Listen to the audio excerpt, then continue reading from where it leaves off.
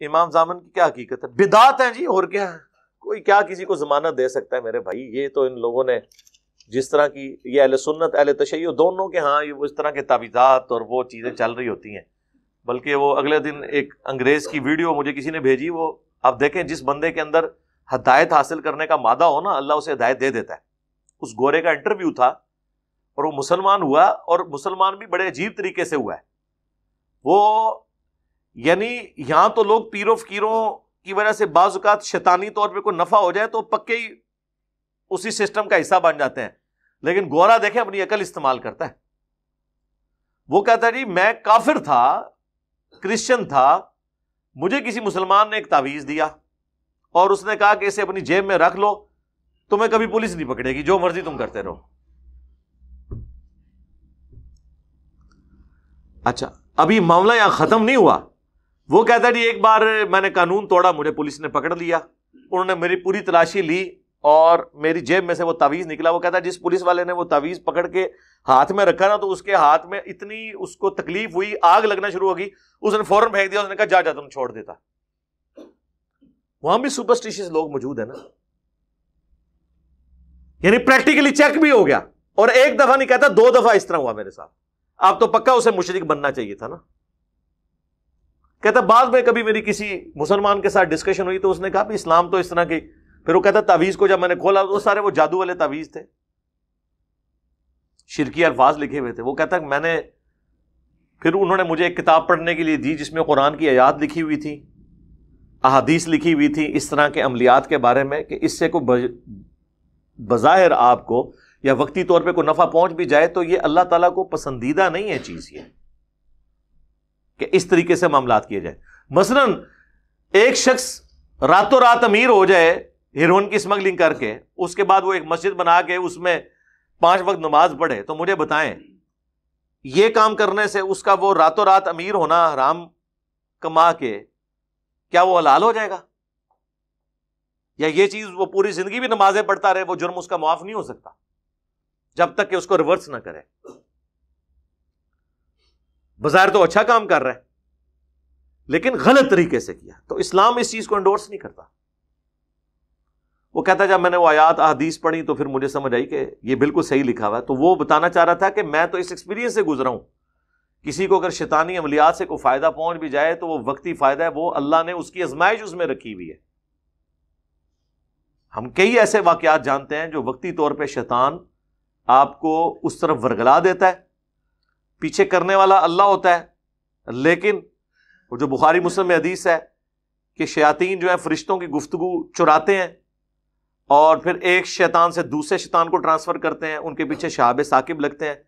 بعض اوقات کوئی ایک جملہ نیچے کسی نجومی تک پہنچ جاتا ہے، وہ اس میں غلط ملت ملا کے تو اس کو سپریڈ کر دیتا ہے. میں نے پہلے بھی ایک دفعہ یہ واقعہ سنایا تھا، ہمارے اپنے قریبی جاننے والوں میں ایک بندے کی اولاد نہیں ہو رہی تھی، اس کو باقاعدہ خواب آئی، وہ دوسرے ملک میں تھا کہ بھئی پاکستان جاؤ، فلاں مزار پہ حاضری دو، تمہیں اللہ تعالیٰ اولاد دے دے گا. وہ اسپیشل آیا پاکستان اسی کام کے لیے. آگے سے اس کی خوش قسمتی کہ وہ آیا جب اس سے اگلے دن میرے درس میں آ گیا، ابھی دربار تک پہنچا نہیں تھا وہ. اور اس دن میں قبروں مزارات کے اوپر اللہ کے محبوب صلی اللہ علیہ وآلہ وسلم کی تعلیمات قرآن و سنت کی روشنی میں بیان کر رہا تھا.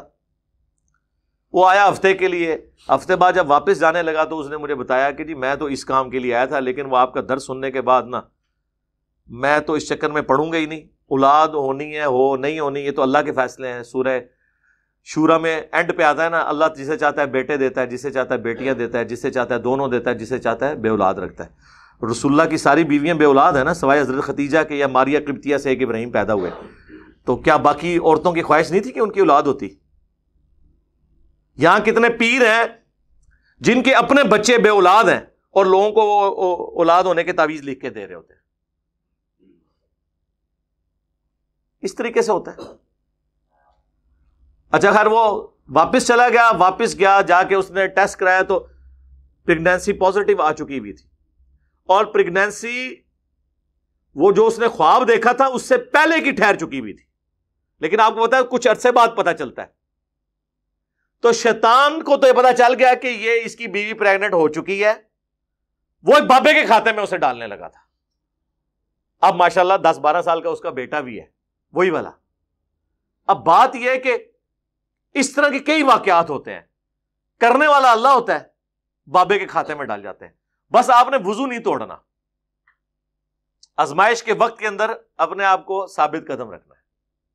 دوسری تو ہم تو کہتے ہیں نا یا اللہ اگر رسول اللہ کے زمانے میں ہوتے تو ہم قدموں سے لپٹ جاتے, ٹھیک ہے جی, جان دے دیتے حضور کے لیے.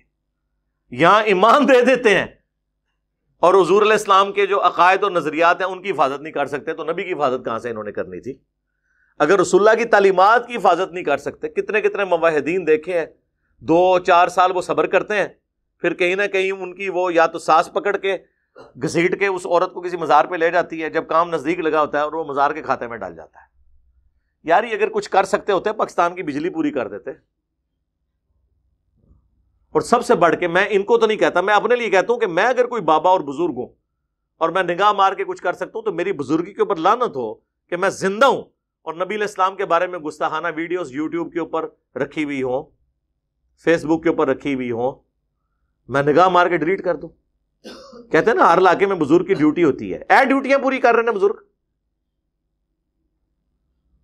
تو پھر اس سارے کا غصہ نکالنے کے لیے اگر ہم ایک چھوٹا سا جملہ بول دیں کہ بابے دے شاہی کوئی نہیں, تو غصہ نہیں کھانا چاہیے. پہلے تو ہم کہتے تھے قرآن و سنت کے مقابلے میں کوئی شے نہیں ہے, اب تو میں کہتا ہوں کہ یوٹیوب اور گستاخانہ کارٹون بنانے والوں کے مقابلے میں بھی یہ کوئی شے نہیں نکلے. کیا کر لیا انہوں نے؟